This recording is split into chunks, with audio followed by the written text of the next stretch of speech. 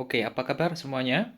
Hari ini kita akan melanjutkan materi TOEFL Structure dan Written Expression, di mana pembelajaran hari ini kita akan berfokus tentang subject-verb agreement. Tipe soal ini seringkali muncul di dalam official TOEFL test. Ada banyak variasi soal yang mungkin akan diujikan nantinya. Dan beberapa variasi soal itu kemungkinan mereka juga akan mencangkup subject dan verb agreement. So, fokus kita hari ini adalah bagaimana cara kita mengerjakan tipe soal subject dan verb agreement. Dan apa aja base knowledge yang harus kita ketahui atau kuasai sebelum kita bisa mengerjakan tipe soal subject dan verb agreement. Sebelum kita mulai ke materi hari ini, kita coba untuk mengerjakan dahulu contoh dari subject dan verb agreement. Di sini ada soal bla bla bla was ringing continuously for hours. Adik-adik perlu tahu, di dalam bahasa Inggris, untuk bisa mendapatkan satu kalimat komplit yang benar, itu harus ada subjek dan juga verb. Itu wajib. Apabila dalam suatu sentence itu tidak ada salah satunya, maka kalimat itu dianggap salah. Kalau kita lihat dengan seksama contoh soal ini, bla bla bla was ringing continuously for hours. Base knowledge kita sadar kalau kalimat ini dia memakai present continuous. Seperti yang adik-adik ketahui, rumus dari present continuous itu to be plus verb ing. Dan kalau kita cek di dalam soal ini, dia memakai to be was. It means dia dalam bentuk past tense. Nah, sekarang kita balik lagi ke permasalahan sentence yang baik itu seperti apa. Ingat, sentence yang baik itu harus ada subjek dan juga verbnya. Di dalam contoh soal ini, kita sudah mengidentifikasi kalau kalimat ini tidak ada subjeknya. Good.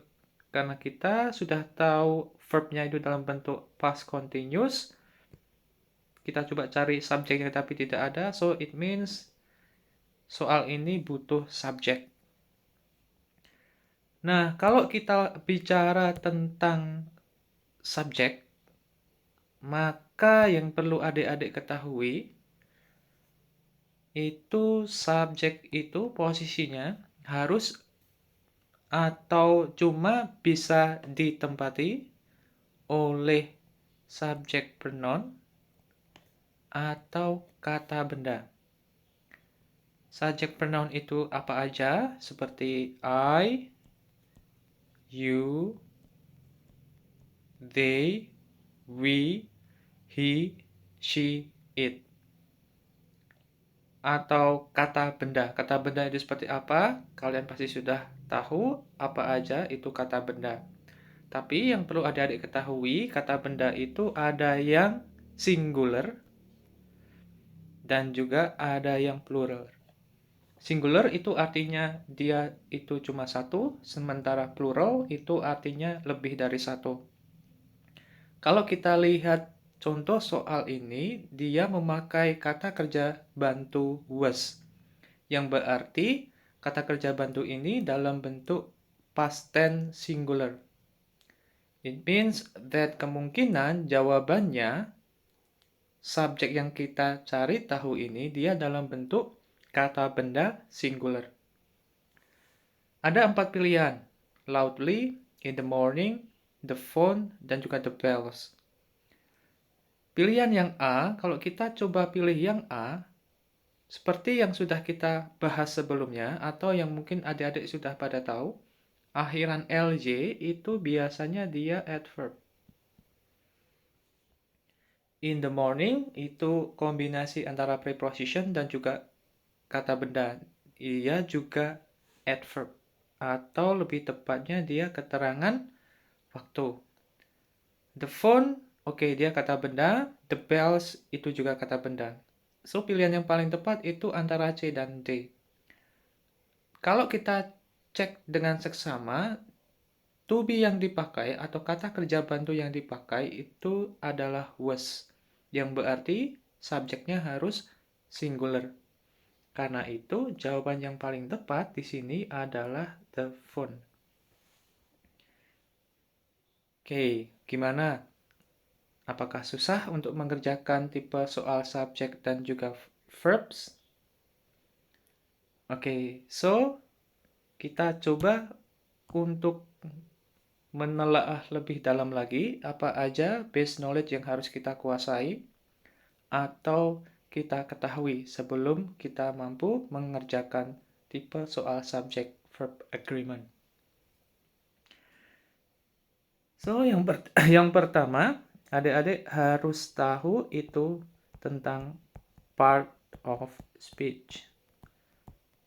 Pastikan adik-adik mempelajari terlebih dahulu tentang part of speech. Setelah adik-adik bisa membedakan antara adjective, verb, adverb, preposition, noun, dan yang lainnya,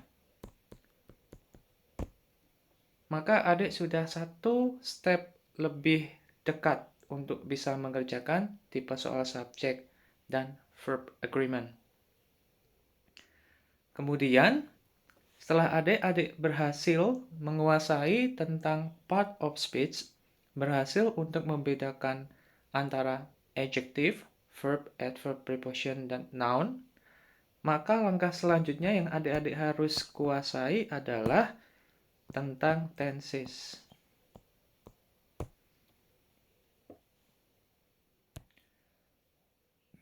Oke, kalau kita bicara tenses, maka akan ada banyak banget ya tensesnya. Tapi yang adik-adik perlu ketahui, sebanyak apapun tensesnya, mereka nggak akan jauh dari namanya verbal sentence dan juga non-verbal sentence. Verbal sentence itu ketika ada subjek bertemu verb, sementara non-verbal itu ketika subjek dia bertemu to be dan bertemu part of speech selain kata kerja. Berarti ada adjective, adverb, ada noun, ada preposition, dan yang lainnya. Kalau kita bicara subjek dan juga verb, maka kita akan bertemu berbagai macam tenses, misalnya present tense. Misal di sini present tense. Kalau kita masukkan rumus verbal ini ke dalam rumus tenses present tense, maka kalau subjeknya itu he, she, it, maka verb harus ada tambahan s atau es. Kalau misalkan dia itu, misalkan dia present perfect.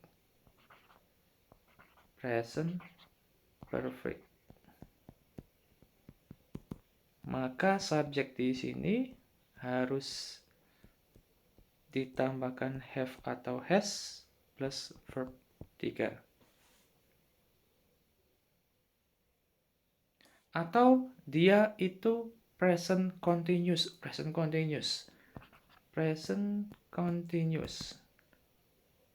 Arti dia subjek, to be, verb ing.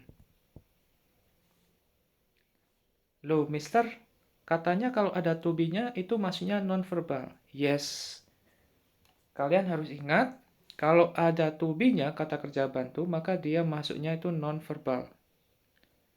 Oke, dia masuknya non-verbal.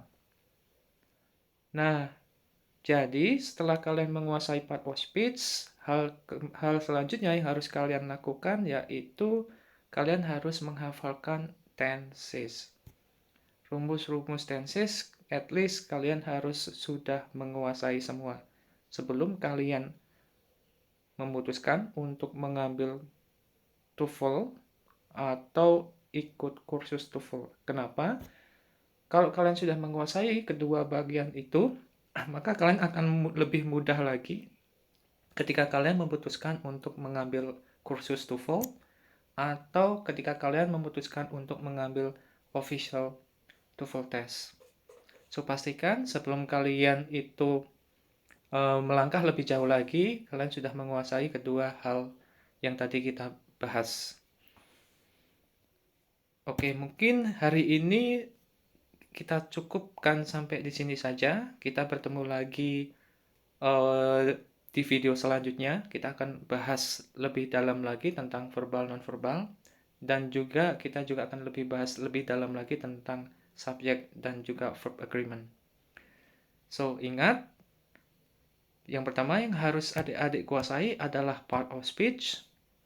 Yang kedua adalah tenses. So, make sure sebelum pertemuan di video selanjutnya, kalian sudah menguasai part of speech dan juga tenses. Sebelum kalian itu berhasil menguasai kedua topik yang barusan kita bahas, Mister sarankan jangan mencoba untuk melanjutkan terlebih dahulu ke video berikutnya. Pastikan terlebih dahulu kalian sudah menguasai part of speech dan juga tenses. Okay, so see you.